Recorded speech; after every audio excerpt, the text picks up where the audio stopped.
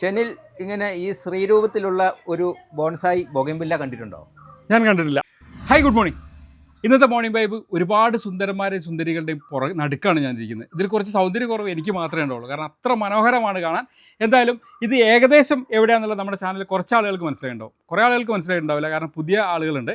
എന്നാൽ പഴയ ആളുകളിൽ 90% ആളുകൾക്ക് മനസ്സിലായിട്ടുണ്ടാവും. കാരണം ഇതൊന്നും കണ്ടിട്ട് മനസ്സിലായില്ലെങ്കിലും ഇത് കണ്ടിട്ട് മനസ്സിലായിട്ടുണ്ടാവും. കാരണം നമ്മുടെ അടീന്യത്തിനെ കാണിച്ച് നമ്മളെ ഞെട്ടിച്ച പുതിയ മഠത്തിൽ ബാബുചേട്ടൻ്റെയാണ്.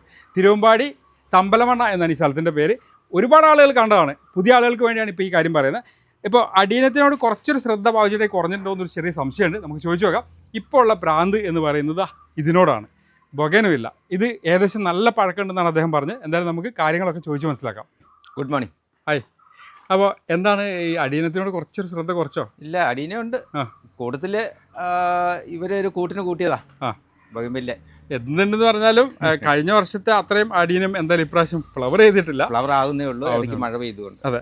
അപ്പോൾ ഇതെന്താ സ്ഥിതി? ഇത് നമ്മൾ ബൊഗൻവില്ലയുടെ ഒരു ബോൺസായി ആണ്. നമ്മളിതിനെ ഒന്ന് റീമേക്ക് ചെയ്തെടുത്തതാണ്.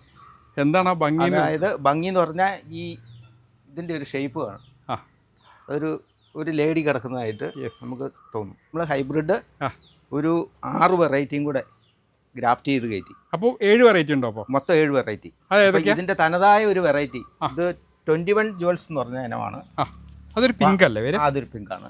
അതാണ് ഈ പൂക്കൾ ഈ ഉള്ളിൽ കാണുന്നത്. അപ്പോൾ അതിനെ നിർത്തി ബാക്കി 6 കളറും കൂടെ ഗ്രാഫ്റ്റ് ചെയ്ത് കയറ്റിയതാണ്. അപ്പോൾ സ്വന്തം ഗ്രാഫ്റ്റ് ചെയ്ത് സ്വന്തം ഇതുമാണ്, ബോൺസായി ആണ്. അതെ.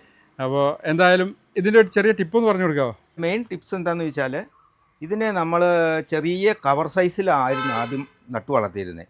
ഇപ്പോൾ ഈ കാണുന്നതല്ല അതിൻ്റെ വേരുപടലങ്ങളാണ്. ശരിയായ എൻ്റെ സ്റ്റമ്പ് എന്ന് പറയുന്നത് ഇതാണ്, ഈ മുകളിലേക്ക് വരുന്നതാണ്. ഇവിടം തൊട്ട് നമ്മൾ ഇതിനെ ബോൺസായി ചട്ടിയിലാണ് വളർത്തിയെടുത്തേക്കുന്നത്. സാധാരണ എല്ലാവരും വലിയ ആഴമുള്ള ചട്ടിയിലാണ് ഇതിനെ വളർത്തുന്നത്, എങ്കിലും നമ്മളിവിടെ ബോൺസായി ചട്ടിയിലാണ് വളർത്തിയിരിക്കുന്നത്. ഇതിനെ നമ്മൾ കവർ സൈസിലായിരുന്ന ചെടീനെ ക്രമേണ ചട്ടികൾ മാറി മാറിയാണ് ഈ പരുവത്തിലേക്ക് എത്തിയിരിക്കുന്നത്. ഈ കാണുന്ന സംഭവങ്ങളെല്ലാം ഇതിൻ്റെ വേരുപടലമായിരുന്നു. അതിനെ നമ്മൾ അപ്റൂട്ട് ചെയ്താണ് ഈ പരുവത്തിലാക്കിയത്. അതായത് നമ്മൾ അടീനിയൊക്കെ ചെയ്യുന്നത് പോലെ തന്നെ അപ്റൂട്ട് ചെയ്താണ് ഈ പരുവത്തിലേക്ക് എത്തിച്ചിരിക്കുന്നത്. 37 വർഷം പൂർത്തിയായി 38ാം വർഷത്തിലേക്ക് കടക്കുകയാണ്. അപ്പോൾ ഇന്നത്തെ ടിപ്സ്, ഇനി ബാബുചേട്ടൻ ആരാന്ന് അറിയാത്ത പുതിയ സബ്സ്ക്രൈബേഴ്സ് ആരെങ്കിലും ഉണ്ടെങ്കിൽ ഞാൻ ഈ വീഡിയോയുടെ റിലേറ്റഡ് വീഡിയോയിൽ പിൻ ചെയ്ത് വെക്കാം. ഒന്ന് ഞെട്ടാൻ തയ്യാറായിട്ട് ആ വീഡിയോ ഒന്ന് പോയി കണ്ടോളൂ. അപ്പോൾ എല്ലാവർക്കും നല്ലൊരു ദിവസം ആശംസിക്കുന്നു. Bye from green heaven. Tata.